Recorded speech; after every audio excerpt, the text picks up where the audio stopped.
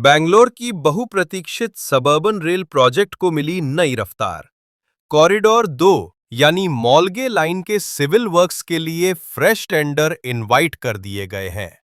के राइड ने ये पहल तब की जब पिछला कॉन्ट्रैक्टर एल&टी ने कॉन्ट्रैक्ट टर्मिनेट कर दिया था। अब कॉरिडोर 2 जो बेनिगनाहल्ली से चिक्काबालावरा तक जाएगा, उसमें डिजाइन और कंस्ट्रक्शन के लिए 3 नए पैकेजेस जारी किए गए हैं। इसमें 7.8 किलोमीटर एलिवेटेड वायाक्ट, कुछ डबल डेकर सेक्शन और कई प्रमुख स्टेशन शामिल है।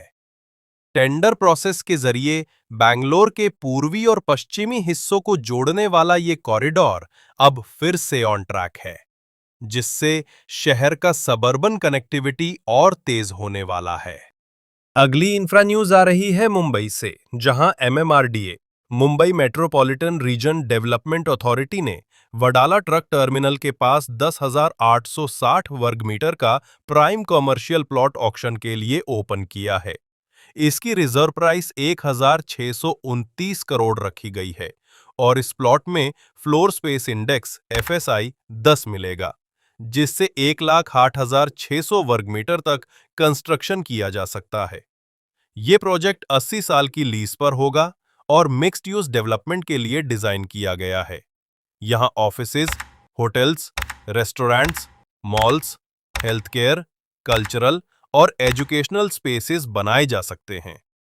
एमएमआरडीए का लक्ष्य है कि वडाला को मुंबई का अगला बड़ा बिजनेस हब बनाया जाए, बिल्कुल बांद्रा कुर्ला कॉम्प्लेक्स बीकेसी की तरह। वडाला की स्ट्रैटेजिक लोकेशन और फ्यूचर मेट्रो कनेक्टिविटी जैसे मेट्रो 4, 4A और 11 की वजह से ये क्षेत्र आने वाले सालों में कमर्शियल डेवलपर्स और इन्वेस्टर्स के लिए टॉप चॉइस बनेगा। इस ऑक्शन से मिलने वाली रकम शहर में हो रहे मेगा इंफ्रास्ट्रक्चर प्रोजेक्ट्स जैसे मेट्रो, फ्लाईओवर्स और न्यू रीजनल रोड्स में इन्वेस्ट की जाएगी। एमएमआरडीए अधिकारियों का कहना है कि ये पहल मुंबई के कमर्शियल रियल एस्टेट सेक्टर को एक नया बूस्ट देने के साथ-साथ शहर के कारोबार का फ्यूचर शेप करेगी। अगली इंफ्रा न्यूज आ रही है मेघालय से।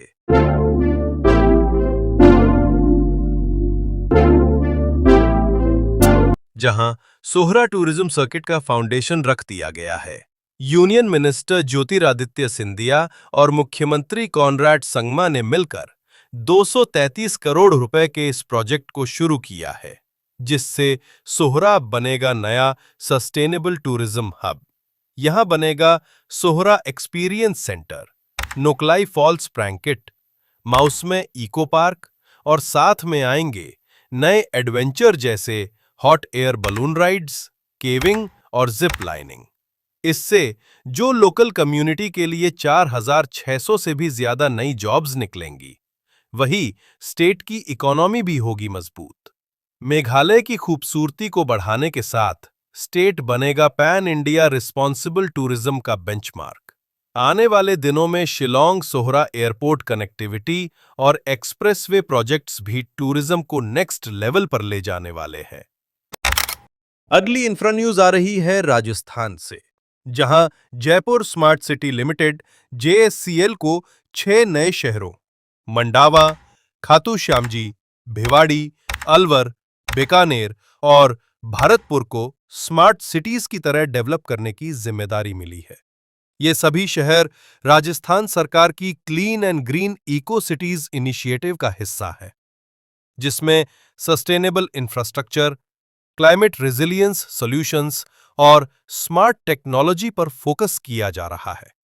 2025 से 26 के बजट में राज्य सरकार ने इन 6 शहरों के लिए 900 करोड़ रुपए का फंड एलोकेट किया है। मंडावा और खाटू श्यामजी को 30 करोड़ रुपए, भिवाड़ी को 50 करोड़ रुपए, अलवर को 60 करोड़ रुपए और बीकानेर और भरतपुर को 80 करोड़ रुपए ईच दिया जाएगा। हर शहर के चयनित लाइट हाउस एरिया में 3 से 4 वर्ग किलोमीटर को मॉडल स्मार्ट जोन की तरह विकसित किया जाएगा, जहां solar energy, smart roads, integrated utilities, wifi, CCTV surveillance और इकोलॉजिकल पार्क्स जैसी मॉडर्न सुविधाएं। जयपुर स्मार्ट सिटी लिमिटेड इन प्रोजेक्ट्स के लिए प्रोजेक्ट मैनेजमेंट कंसल्टेंट के तौर पर काम करेगी, यानी प्लानिंग, एग्जीक्यूशन और मॉनिटरिंग की देखरेख JSCL टीम करेगी।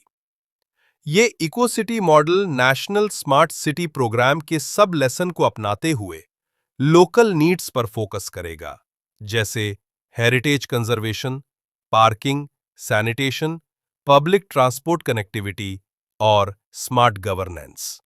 राज्य सरकार का दावा है कि इससे राजस्थान के छोटे शहर भी जापान जैसे स्मार्ट और साफ शहरों की तरह रिप्लिकेट किए जा सकेंगे, जिससे क्वालिटी ऑफ अर्बन लाइफ बेहतर होगी और निवेश बढ़ेगा।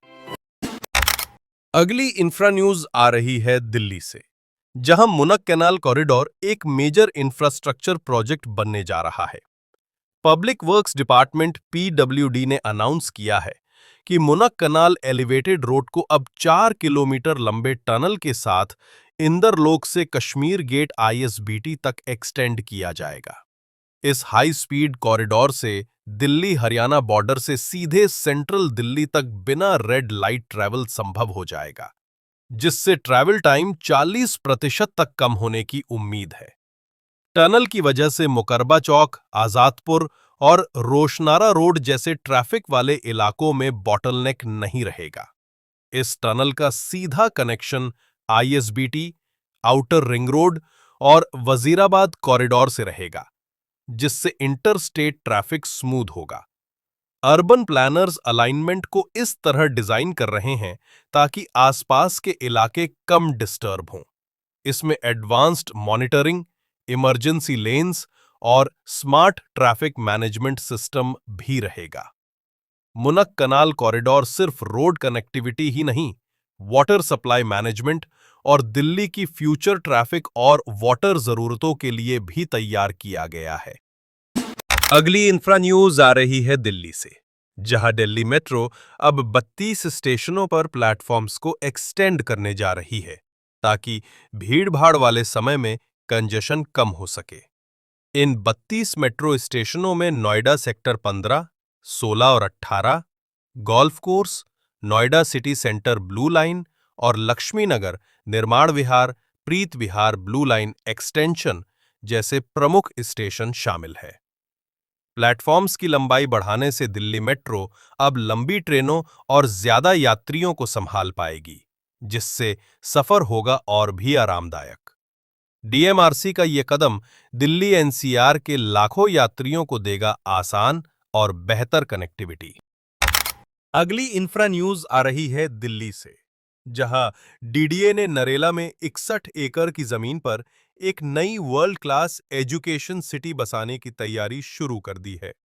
इस एजुकेशन सिटी में इंटरनेशनल स्तर के school, college, technical institutes, research centre और डिजिटल लर्निंग जोन बनेंगे।